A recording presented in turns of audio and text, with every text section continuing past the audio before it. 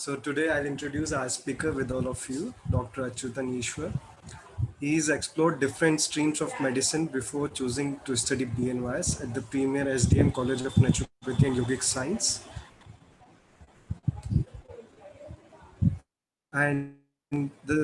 This was following his mother's recovery from migraine and sinusitis without medication or through diet exercises.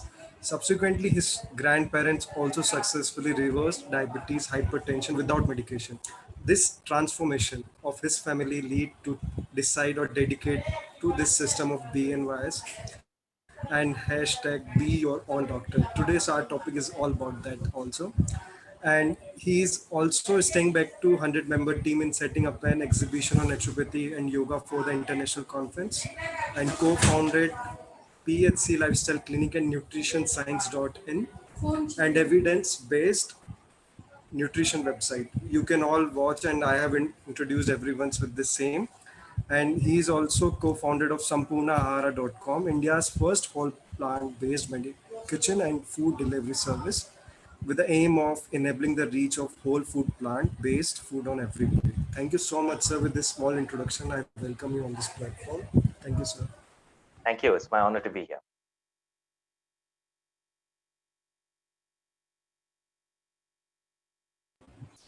Yes, sir. We can start the session, sir.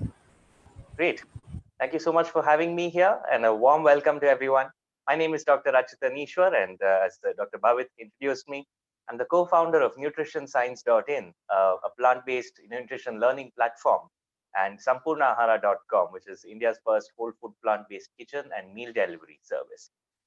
Over the last 5 years, we've helped thousands of patients to improve their health, to prevent and reverse diseases like diabetes, hypertension, heart disease, obesity, and so many others that many of you are familiar with as well. And today I'm here to show you how we make this happen and how you can do it as well, even from the comfort of your own home, even during this COVID-19 pandemic, how you can reach out, help people get healthier, and build a successful lifestyle medicine, evidence-based naturopathy and yoga practice. So let me begin with a personal story. My grandparents have been suffering from diabetes and hypertension since their 40s. They started off with mildly increased sugar level and mildly increased blood pressure. But over the years, the problem only got worse. The sugar levels went higher, the BP went higher, and so did the medications, the therapies that the doctors asked them to take. In 2014, I was finishing my BNYS, which most of you have done, I'm guessing, the Bachelor of Naturopathy and Yogic Sciences from SDM College. I was doing my internship and I got a phone call from my mother. She said, "Your grandfather has suddenly started vomiting blood. What do we do?" So we rushed into the hospital. He was diagnosed with internal bleeding in the stomach, a side effect of aspirin that he had been taking for many years for the high blood pressure. He got admitted in the hospital. The doctors tried all they could. They reduced the medication, they tapered it down, they switched to a different one. But every week, the vomiting came back again and again for 3 weeks. At the end of 3 weeks, my grandfather said, "Enough is enough. I want a permanent solution." So he and my grandmother went to Pavitra Nature and Yoga Hospital in Coimbatore, and under Dr. Subramaniam and Dr. Pavitra's guidance, they reversed their hypertension and heart disease in just 10 days' time. They both lost 10 kgs of weight each, and they got rid of 90% of their medications. They got their sugar levels and their blood pressure back to normal for the first time in over a decade. They came back home completely different people. My grandmother's knee pain had improved so much that she was able to climb up and down stairs without pain for the first time in years. My grandfather's alertness had improved so much that we felt comfortable letting him go to the shop by himself for the first time in years. It was a wonderful, drastic, significant change.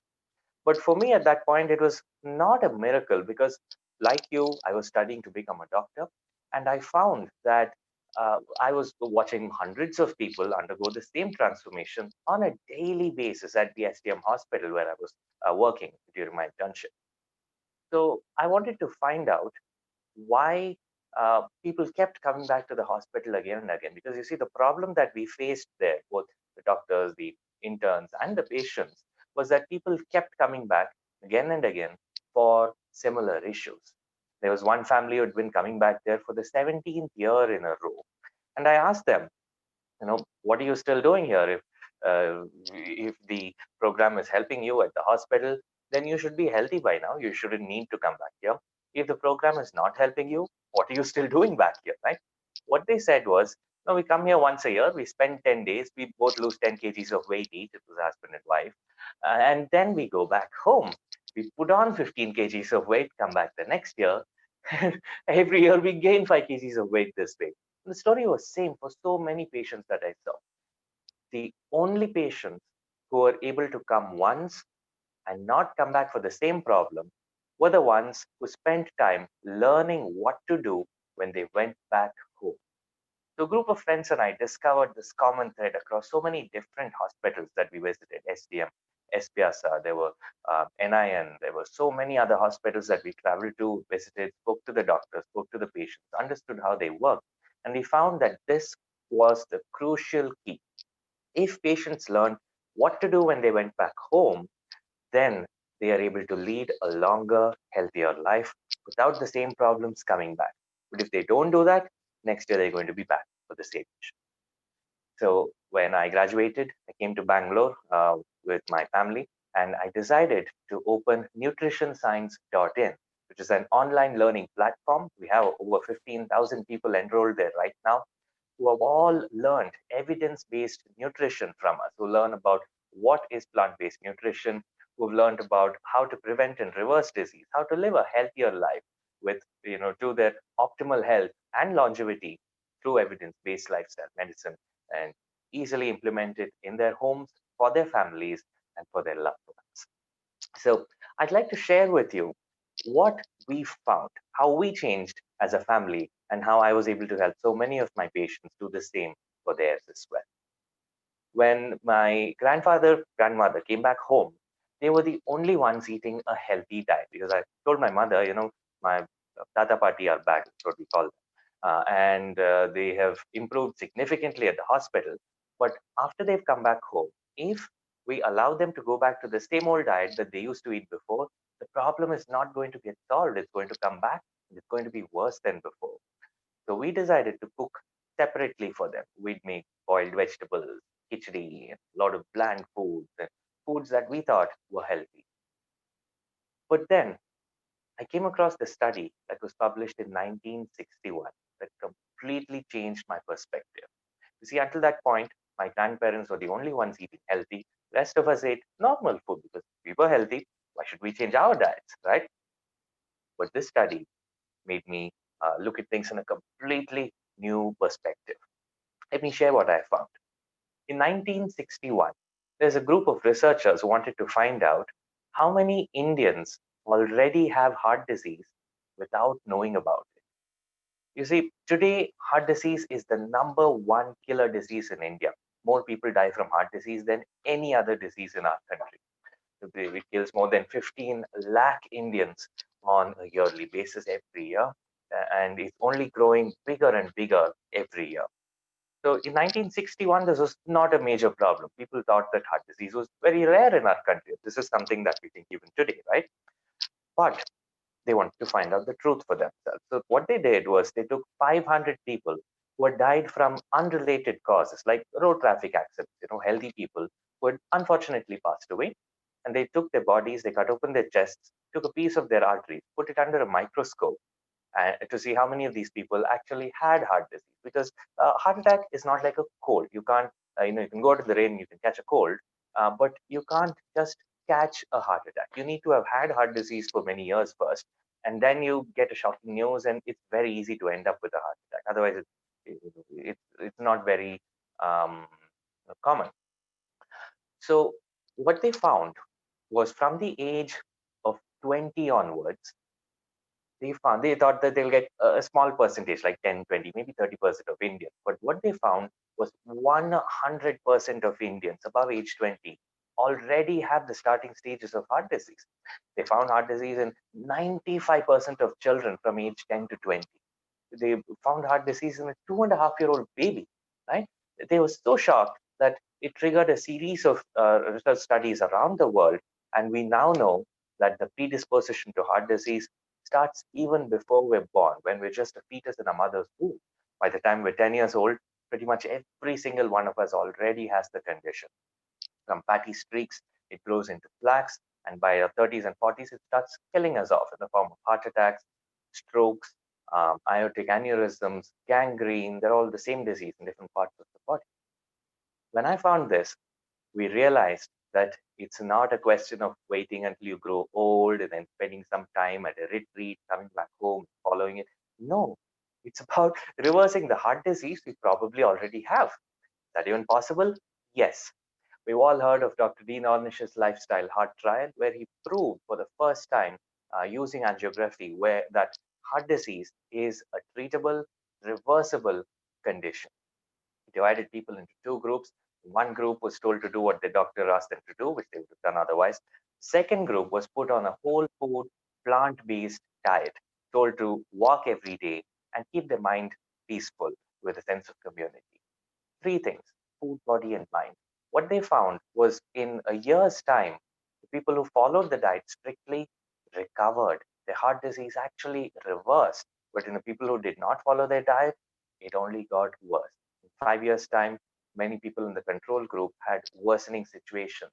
But many people in the study group who followed the diet strictly, up to about 85% of those participants had reversed their heart disease, opened up their arteries, had blood flowing freely once again, no discomfort, no chest pain, no shortness of breath, perfectly normal, no medications, healthy, back on their feet, going on sporting events, going for treks without any problems. So we decided as a family that we don't want this disease. We don't want heart disease. We don't want diabetes. We don't want high blood pressure. We don't want to be obese. So as a family, all of us shifted to a whole food, plant-based diet. When we did that, every single one of us lost 20 kgs of weight. I used to be 80 kgs, 21 kgs when I started, and I went down to 61. And so did all my family members. On average, we all lost 20 kgs of weight each. We became so much healthier, so much more energy throughout the day. We felt so active, we felt so vigorous. We were able to do things that would have tired us out in the past. And those are just scratching the surface. They were things that we experienced within just a few days of making the diet change.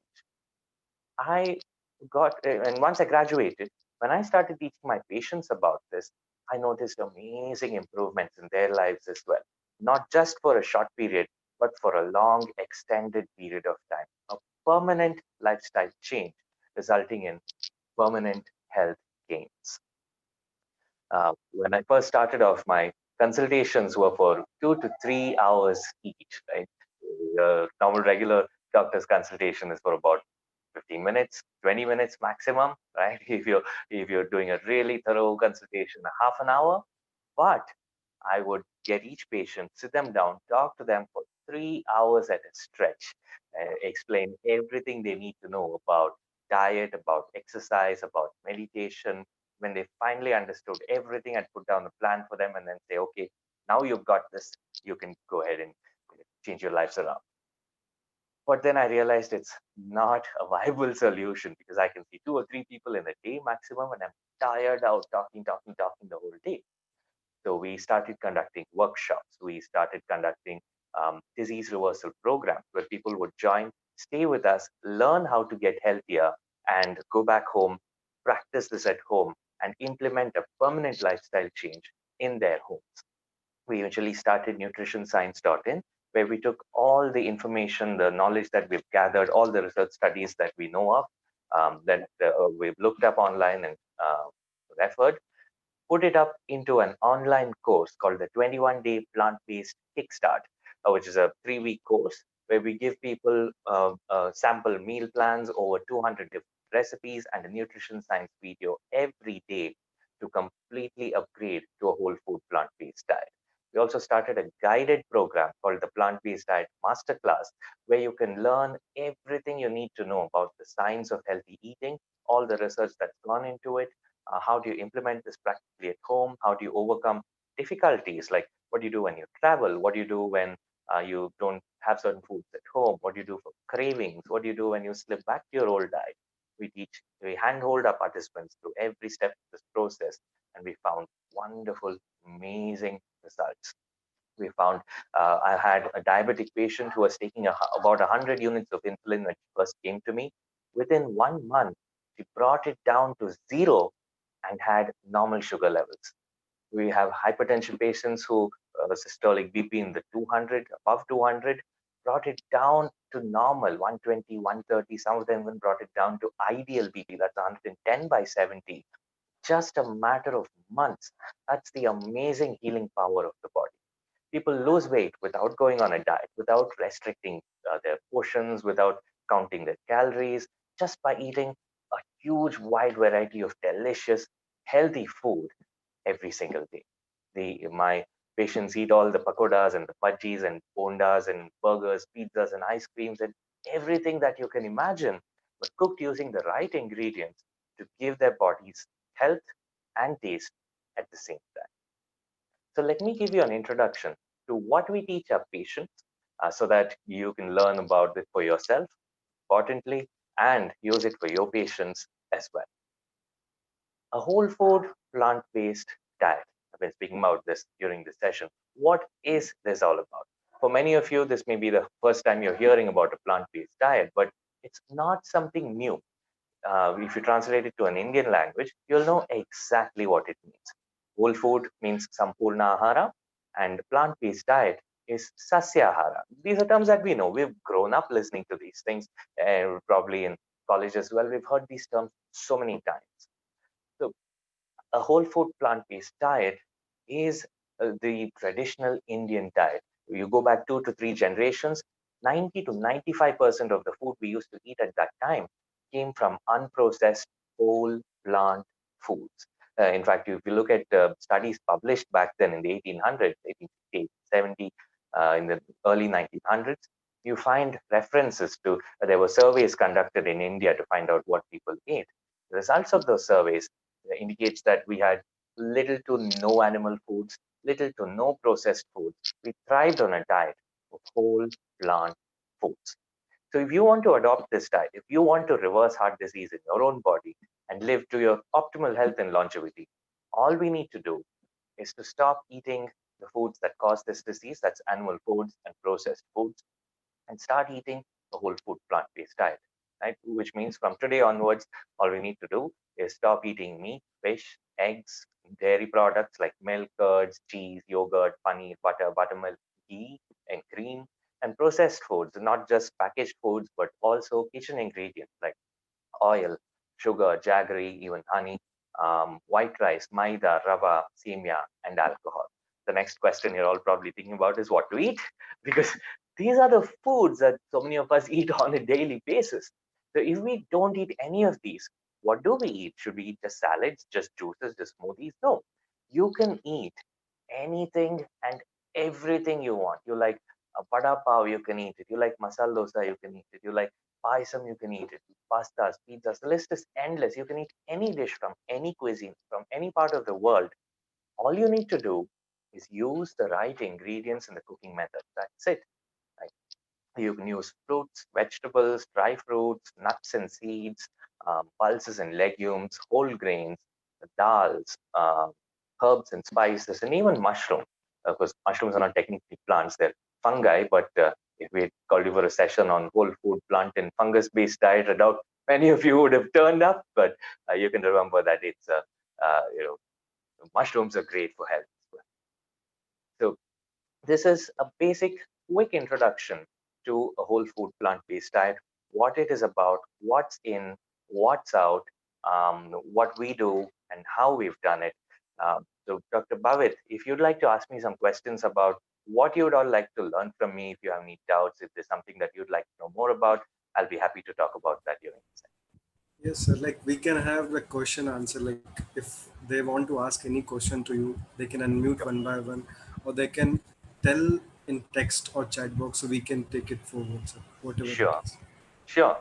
So please feel free to ask all your questions. I'll be happy to answer them. I think one of you has asked, Yes, sir. can you please repeat the name of the diet? The diet is called a whole food plant-based diet. I recommend you all go to our website, nutritionscience.in. That's Nutrition and science, SCIENCE.in. where you'll find a free course that you can sign up for and learn everything you need to know about a whole food plant-based diet. I hope you find that useful. Does Do any of you have any questions? Anything you'd like to ask me about the science of nutrition, the uh, art of making this happen? Yes,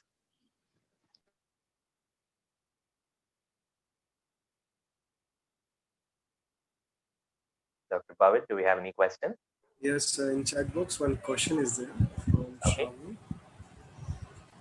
What kind of food is good for detoxification? detoxification. Okay, so so I'll put it this way: we need to detox if we ingest toxins, right? Now, keeping that as the base, as long as we continue eating a healthy diet, we're not ingesting any toxins, which means detoxification is not required in the first place. And if we focus on detoxification, then we lose out on the more important aspect of maintaining better health. Also, research has found that our body has its own detoxification mechanism. All we need to do is feed it a nutritious diet. So I'd say that if you'd like to, uh, you know, uh, I should say to shift your perspective from detoxification to something much more holistic, which is eating a well balanced, healthy diet, which gives your own body the ability to heal itself. The first words in the first class that I heard in college when I walked in and attended my first session, I think it was by Dr. Rudrappa, uh, it was this: the body heals itself. And it was amazing because I never thought of it that way. You get hurt, all you need to do is rub your elbow, and the next day it's perfectly fine. But if you keep getting hurt on your elbow every day, it's never going to heal. You can put an ointment, you can take a painkiller, it feel better, but you keep banging your elbow every day, it's not going to ever heal. But if you protect your elbow, you stop banging it, you take a little care, the body heals itself. Same way, chronic diseases can heal the body can heal itself from chronic diseases if we support the body in that healing process. Yes, so next question is from Ritu Shivani. What books can we refer for learning nutritional science? Sure. The best book, which is in fact a textbook for plant based nutrition, is called Becoming a Vegan. Right? Just look that up. Look for Becoming Vegan, the nutrition textbook. You get everything you need. You can also read Dr. Michael Greger's How Not to Die. That was one of my first books in plant-based nutrition. And after that, I've been watching all of Dr. Greger's videos. And when we reached out to him, he was very happy to mentor us and be an advisor for nutrition science as well. So these books are some of the best that I've read. I'd recommend these two books. You can also read Dr. Esselstyn's Prevent and Reverse Heart Disease, and Dr. Dean Ornish's The Spectrum as well. So Dr. Ornish, Dr. Esselstyn, Dr. Greger, and Dr. Colin Campbell's China study, these are four of the best. If you want a textbook that's Becoming Vegan is what I recommend. So next question is from Deep Shri Gandhara. So how can we reverse insulin resistance condition in the patient? Sure, that's a great question. Let's first look at what causes insulin resistance in the first place. So you all know how the body works when we eat food. Right? We eat something, it gets digested, it gets absorbed into the blood, and then it goes to all the cells of the body. Now, most cells of the body are not capable of absorbing glucose on their own. When blood goes to the pancreas, the pancreatic beta cells absorb glucose and fat. They're capable of doing that. They detect that glucose and fat in the blood have gone up and they secrete insulin. Insulin acts like a messenger that tells the rest of the body, food is here, open your door, knocks on the door. Let's imagine that insulin acts like a key to open the door in every cell and allow glucose to come inside. The problem in insulin resistance is that the door gets jammed. So you have the pancreas that are producing insulin, you have the glucose in the blood, everything is ready. But when insulin tries to open the door doesn't open, it gets jammed. and so the glucose stays in the blood. This is called insulin resistance. The reason it happens is that there is an accumulation of fat inside our muscle cells. In three places, actually, in diabetes, you have accumulation of fat in muscle cells, in the pancreatic cells, and in the hepatic cells, or the liver cells. We'll first talk about the muscle cells. So when fat accumulates inside the cell, it starts releasing what's called free radicals. These free radicals damage some parts of the cell from the inside. They prevent the cell from absorbing glucose. So there is insulin. It's telling open the door. The door is not opening. It's jammed. Glucose is stuck in the blood and causes a high blood sugar. This is problem number one, insulin resistance.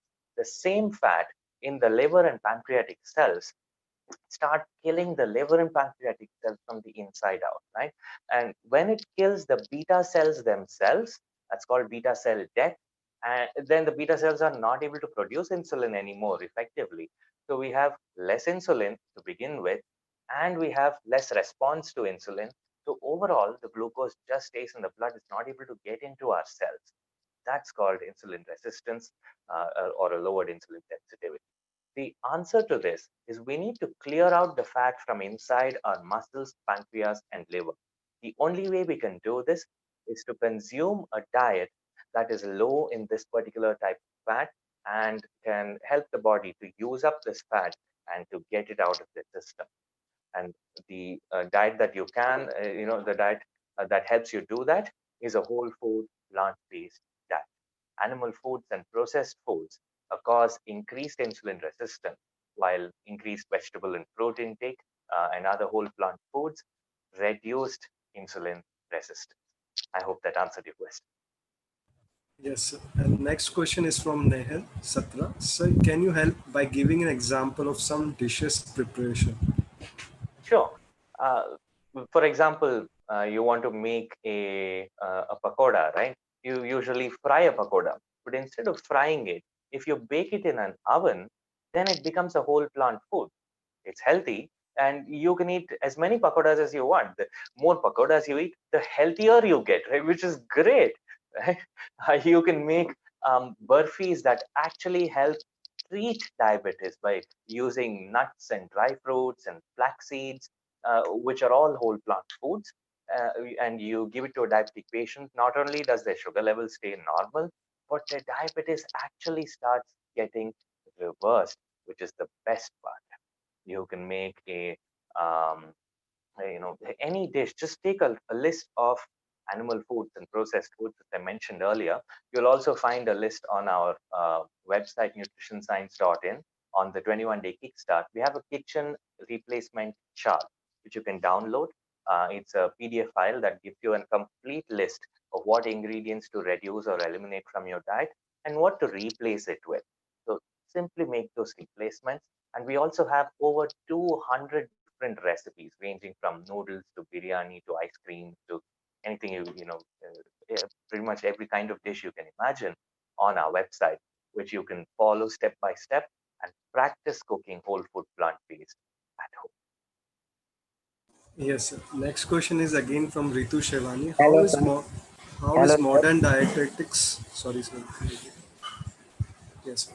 How is modern dietetics and nutrition science different from naturopathic concept of diet? Okay, so I'll put it like this, right? The divide between allopathy and naturopathy happened quite long back in the US when a group of doctors decided to take up research as the central pillar of their practice, and they started researching about drugs and surgeries because these were the two things that gave the best return on investment. And with all the money that was going into research, they needed to make that much more to return to their investors. But there was another group of doctors who saw this happen and said, hey, your drugs and surgeries are toxic, they're poisonous, you're not doing right by their patients. Our system is working, we're just getting people to eat natural food, spend time in nature, and they're healing just fine. So these two groups of doctors went at loggerheads with each other. They fought, they became two factions. One was called allopaths, which literally translates to the other suffering, because the The way it was born was with the hypothesis that if you have one type of disease, I'll induce another type of suffering in your body, and your body will automatically forget about the first one, because that was, they quickly moved past that. But the second group was called naturopaths, or natural hygienists, who believe that the body has the power to heal itself, but we just need to support that healing process. Unfortunately, because of the fight between the two, they refuse to see eye to eye on many matters. So the allopathics let go of holistic approach to medicine, and the naturopaths let go of scientific nutrition. Today, we are trying to bridge the gap between the two, bring a holistic approach and evidence-based nutrition together. And the best way of doing that is to practice evidence-based lifestyle medicine, or evidence-based yoga and naturopathy. The When you look at just the philosophy of what should we eat, what is our natural diet, you find that human beings have evolved from frugivorous apes who ate a 90-95% whole food plant-based diet in nature. So from that perspective, that may be the diet that we should eat. From the modern nutrition's perspective, the only diet that has been proven to prevent and reverse our top killer diseases, heart disease, diabetes, hypertension, obesity, cancer, asthma, autoimmune diseases, and diseases like PCOS, is a whole food plant-based diet. So from both perspectives, it's practically the same thing. So don't look at it as two different, completely different viewpoints, but they're all the same. Both are trying to get at the truth, and we're doing this by coming together. Thank you, sir. We'll have next question is from Vinay Kumar T. Can you explain why one should not take ghee or dairy products? Because many say it is nourishing the body as well as good for our brain and eyes. So, what are your thoughts on it? Sure. So a couple of different uh, thoughts that you may like to think about. Number one is that we are, as a culture, we are used to consuming a lot of dairy products through our lives. But have we ever asked ourselves why we do it, and do we really need to do it? And is it good for us? Right? Think about this. There is no other animal in the world that consumes the milk of a different animal. Number one. Number two, there is no other animal in the world that drinks milk after growing up. Now, in nature, milk was designed as a perfect baby food. In fact, it's not just from one animal to it's not just specific within the species, but even from a, from a mother to her child, the composition of milk varies from feed to feed to feed every day, depending on the diet of the mother, depending on baby's requirement, the feed changes. For example, if the baby has some kind of mild infection, the mother's skin picks up the infection, absorbs it, absorbs the antigens. The mother's body produces antibodies against it and delivers it to the infant in mother's milk during the next feed. How amazing is that, right? So milk is baby food for mammal babies until they grow up to a point where they're able to digest other food. After this point, it's not even healthy for that baby. In fact, if you look at um, whole general population all over the world, lactose intolerance after you grow up is the norm. It's normal among most mammals. It's normal among human beings also, right? But in countries and cultures that have been consuming dairy for a long time, it's slowly changing. The lactose intolerance is reducing because it's training our body to get used to it. But that's not the way it initially starts.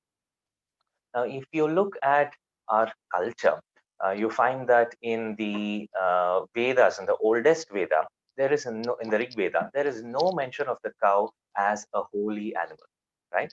But the second Veda onwards has suddenly elevated the cow to a status of a goddess.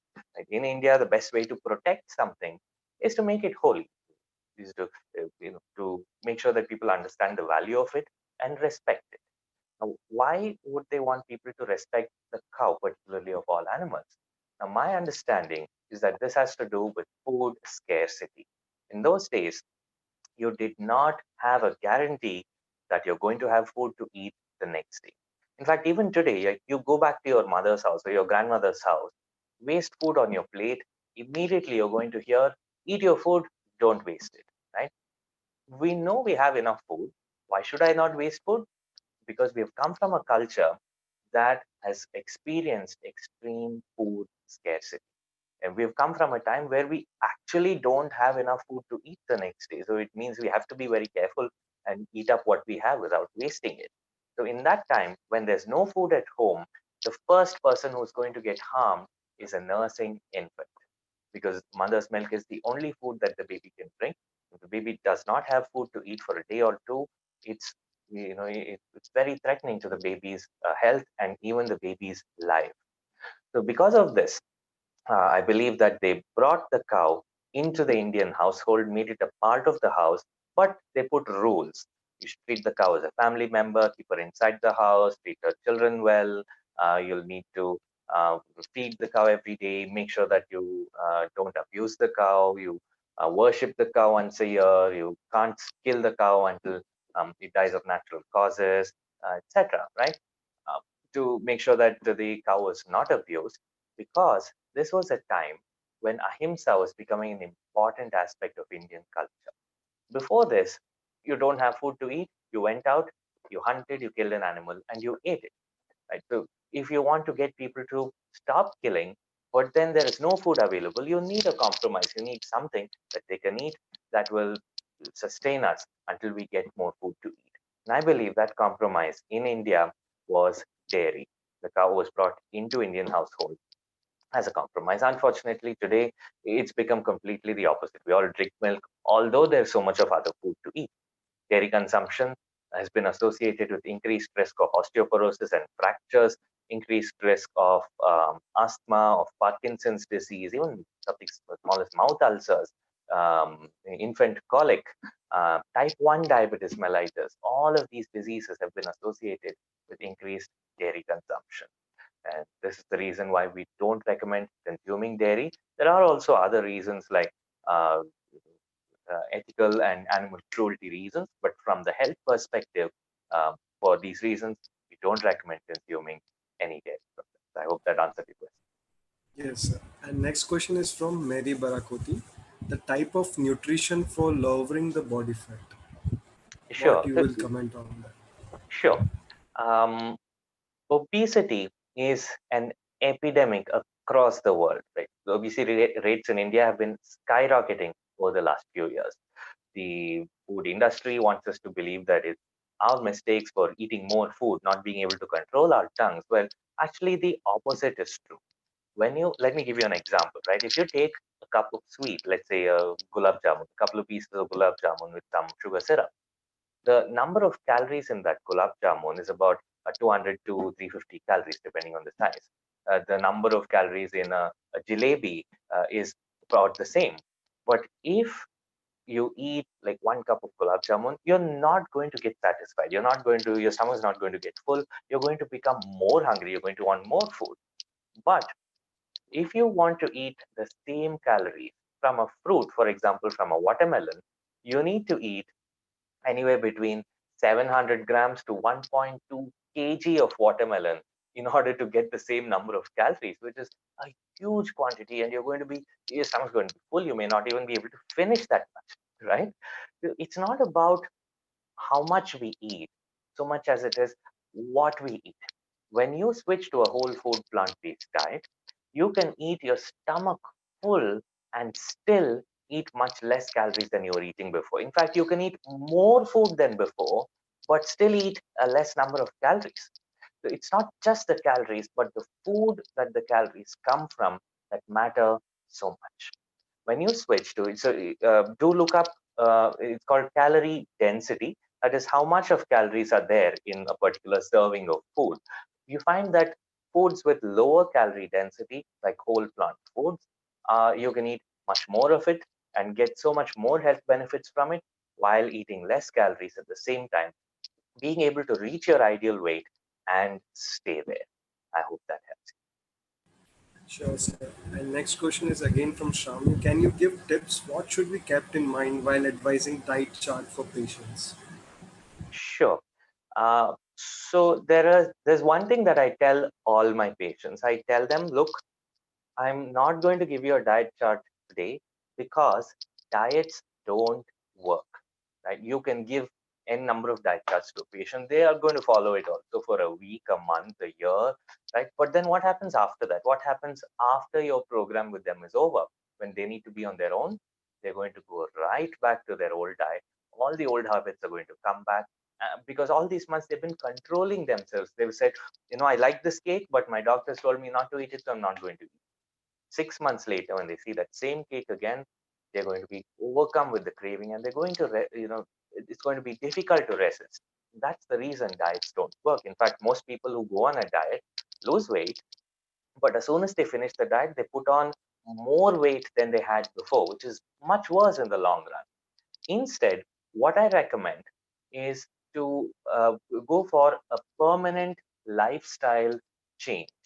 Right? It's the difference between telling someone, don't eat chocolate cake, no one's going to listen to, and telling someone, eat all the chocolate cake you want, just make sure that you cook it at home using the right ingredients. For example, take some whole wheat flour, take some almond butter, mix it with some date syrup and some water, put cocoa powder, bake it, and eat chocolate cake for lunch, eat chocolate cake for snacks every day, right? So it's about indulging in a wider variety of foods. It's about, my mouth is watering. It's about eating delicious food all day, every day, as long as you've understood the science of nutrition. That's the first step. We teach our patients the science of nutrition. What is healthy food? What is unhealthy food? How do you switch from healthy to unhealthy foods? How do you maintain a healthy diet at home? And how do you cook a whole food plant-based diet? What are the ingredients to avoid? How do you replace them?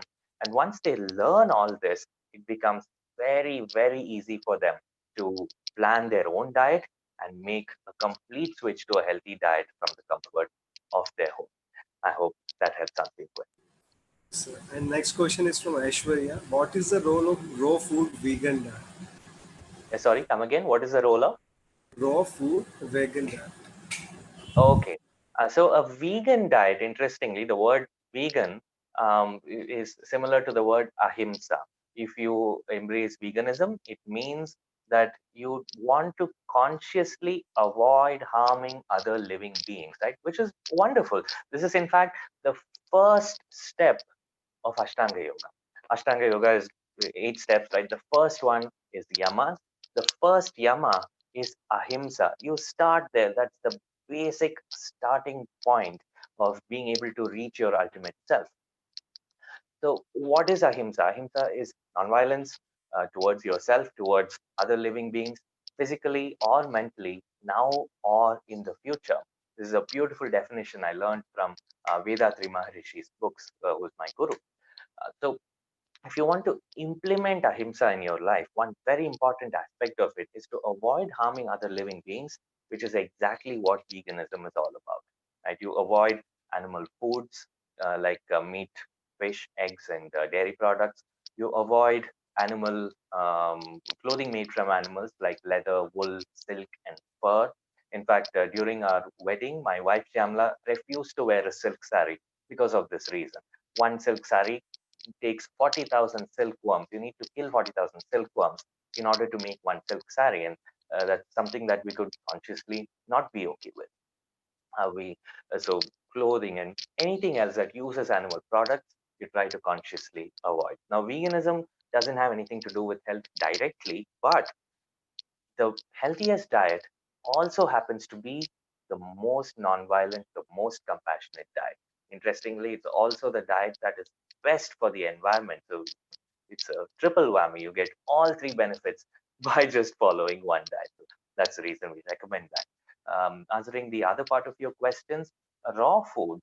You can go on a completely raw food diet. Yes, it's possible as long as you plan it out well enough. In fact, the authors of Becoming Vegan have written a second book called Becoming Raw. So if you're interested in learning about it, I highly recommend reading that book. It's a wonderful resource. But it's not necessary to become a completely raw vegan if you'd like to enjoy the health benefits of a healthier diet.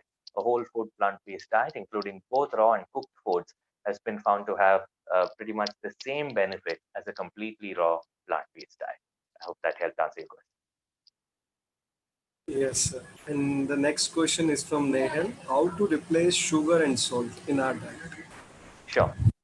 So this is something that we get into in, we give you the replacements in the kickstart. We also show you a lot of recipes that you can use on nutritionscience.in. We teach in detail in the masterclass, in our plant-based diet masterclass, how to replace salt, how to replace sugar in our cooking. Let me give you a few tips to get you started.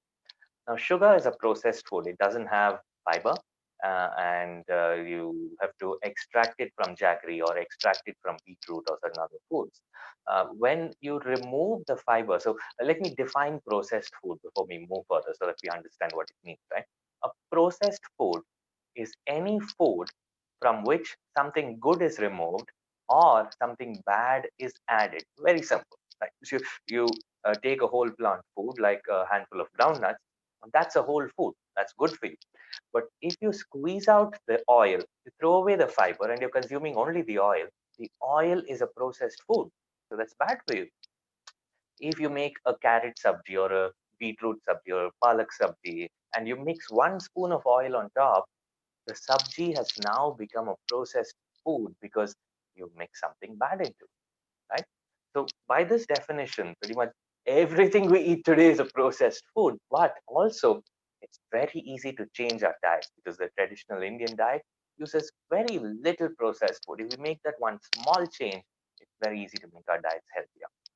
So coming to sugar, when you squeeze sugar cane, you remove the juice and then you boil it, you get jaggery. You remove the molasses, you crystallize the sugar and filter it out, you centrifuge it out, and you're left with brown sugar. You do this a couple of times, then bleach it, you get white sugar. You've removed the fiber, you've removed the antioxidants, you've removed the phytonutrients, and you're left with only the glucose, which is an unhealthy food to eat.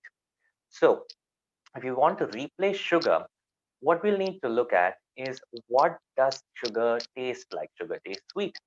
So we replace it with any other healthy food that tastes sweet. It's as simple as that. For example, any fruit or dry fruit can be used to replace sugar. And this is interestingly exactly how the traditional Indian diet does. For example, you have the banana rasayana, you have mango paisam, you have jackfruit kadbu, jackfruit idlis, you have fruits, pineapple gujju here in Karnataka. You have different fruits local to different areas, used in so many different recipes in cooking. That's exactly how we need to do. That's what we need to get back to. One easy replacement that we teach on nutritionscience.in is something called date syrup, where you just need to get seeds with their, dates with their seeds removed, soak it in water, and then grind it in your home mixie. You can keep it in the fridge for up to a week, put some lemon juice in it to keep it fresh, and you can use that instead of using sugar, jaggery, or honey in your cooking. It works wonders. We've used date syrup to make everything from kheer to ice cream to laddus and halwas and all kinds of delicious food from it. So I hope that helps you to replace sugar in your diet. Now, salt, the problem with salt is that increased salt consumption increases our risk of developing three diseases. Number one is stomach cancer. Number two is high blood pressure. Number three is chronic kidney disease. When we consume salt, it goes in, it harms our stomach first. And this abuse over many years results in cancer. Once it gets absorbed in the blood, it causes free radical damage in the arteries of the blood, in the walls of the blood vessels of our arteries. That increases our blood pressure. In fact, you can actually detect this when you eat food that has a lot of added salt. You measure your blood pressure after half an hour or so, it would have actually gone up. And the third problem is that the salt has to be excreted by the kidneys after it's gone through your body, and that over time results in chronic kidney disease. Now, our bodies have evolved as salt conserving machines. If you go back to the um, days when we were all living in caves, you don't have a regular supply of salt on your shelf, right? So we're used to eating food that has very little salt in it, and the only salt from natural sources. Fruits, vegetables, dals, green leaves, all of these naturally have salt in them. They have sodium and they have potassium, they have chloride. We don't need any added salt in terms of nutrition. Uh, and so if you are used to this food for millions of years, your body has become extremely good at taking that little bit of salt from plants, conserving it and not letting it go. So when we switch to high salt diets that we eat today, our body reacts. It tries to conserve it, but then it causes a lot of harm in the body because it does that.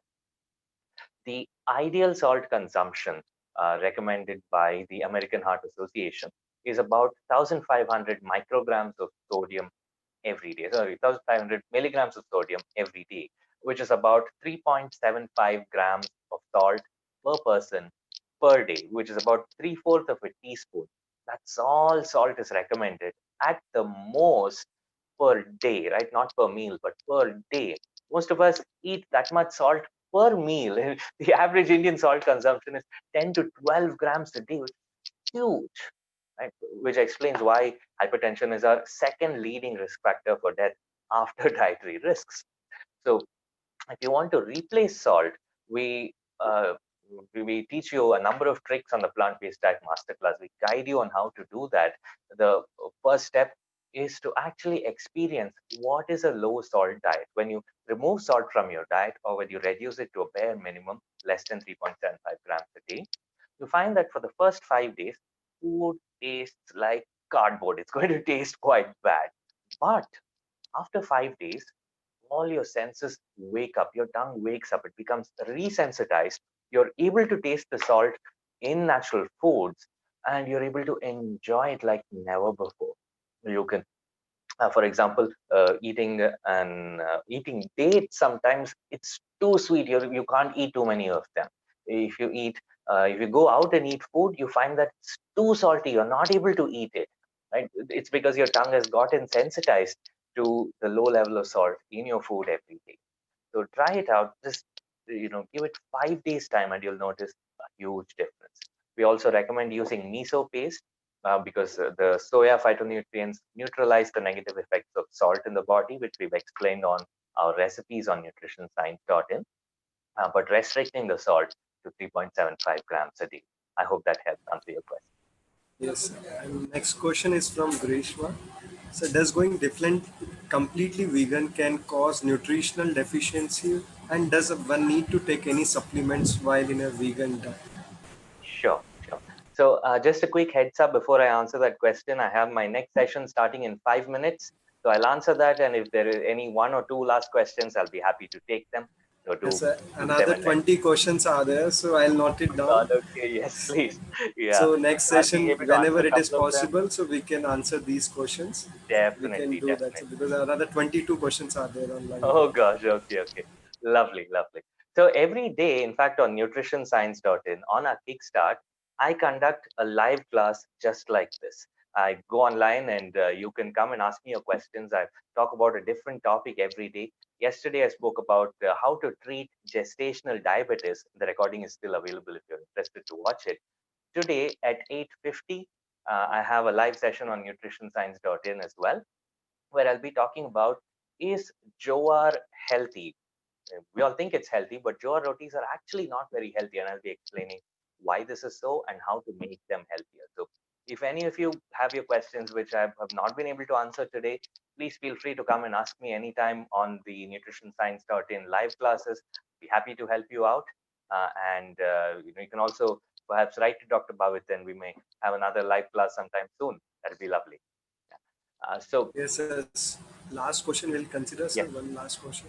Yes, yes. So From let me us. just answer this one. The nutrition Yes. deficiency, there are two vitamins that are not produced by plants. One is vitamin B12 and the second is vitamin D. Vitamin D is produced by animals such as us, and all we need to do is stand in the sun. So we have 20 to 30 minutes of direct sun exposure on our face and arms every day is sufficient to meet our nutrition vitamin D requirements, as long as we're healthy. But if you're not able to do that, or if you live in a country or time when that's not possible, if you're locked up inside your house due to COVID, you can take vitamin D supplement of vitamin D3. 2000 IU is the dosage for adults above age 10 for everyone every day after lunch. And the second vitamin, vitamin B12, is produced by bacteria. Now, these bacteria live in soil, they live in mud, they live in natural water streams. So, if you're leading a natural lifestyle in nature, in the middle of the forest, then you will get enough B12. You'll get it from under your fingernails, you get it from unwashed fruits, you'll get it from natural streams of water from a well or from a river. But if you're living in a city, you don't have that exposure to B12, right? Well, you could either choose to eat a spoon of mud every day, which I don't recommend, and also end up with a worm infection. The other safer alternative is to take a vitamin B12 supplement. That's cyanocobalamin is the one that I recommend. 250 micrograms a day or 2,500 microgram once a week. Both of them work equally well. The details are there also on our website in case you did hear it, or if you want to refer back to it later, feel free to check it out. You said you have one last question for me, Dr. Bhavit? Yes, from Azuma, Mohammed. The availability of whole grain is very less in today's marketplace. Is there any way we can get access to farmers' produce much before Sure. it gets processed in industries and simultaneously empowering farmers individually or Wonderful. as cooperative societies such as Amul? Wonderful. So happy to hear that question. The only way by which we can change what's there in the shops is to change what we buy from the shops. If every single one of you stopped buying milk, stopped buying ghee, stopped buying white rice, the shop near your house will stop stocking it because you're not buying it from them. They'll ask you, what do you want? Please tell me what you want, and I'll stock upon that. The only way by which we can change the supply is to change the demand. You can get it directly from farmers. There are so many organizations working for it. In fact, in Bangalore, we have set up an initiative called farmfreshbangalore.com. My colleague Nalini Murthy is the co-founder. She comes from a farmer's family herself, and she has linked up with all the organic farmers around Bangalore, and sources food from them and sells it directly to people in the city. If you're interested in checking out, do check out farmfreshbangalore.com. You can also find a CSA, that's a community supported agriculture initiative in your city, and support them by getting directly from them. I hope that helps you as well. Yes, sir. I have taken pictures, screenshot of these questions. So later, whenever it is possible, we can take these questions too. Like 10 to 12 questions Sure, are there still. And I sure. hope your this class of time, 1 hour, it is so wonderful for me as a student and for at least 90 plus who have attended this session. So it was Wonderful. so Fabulous. wonderful to attend your session and to listen you. Very basics which we feel, but it is very useful in our daily life as a doctor too. So I feel thank you so much, sir, to come on this platform to share your time and knowledge with us. Thank you, sir. Absolutely, absolutely. Thank you so much for having me here. Thank you all, everyone, for joining us. If you need any further information, feel free to send me a mail. It's doctor@nutritionscience.in is my email address. I hope our online courses are useful for you as well, and wishing you all the very best. Take care and be blessed. Thank you, sir. Thank you, everyone, for attending the session. Bye, everyone. Thank you.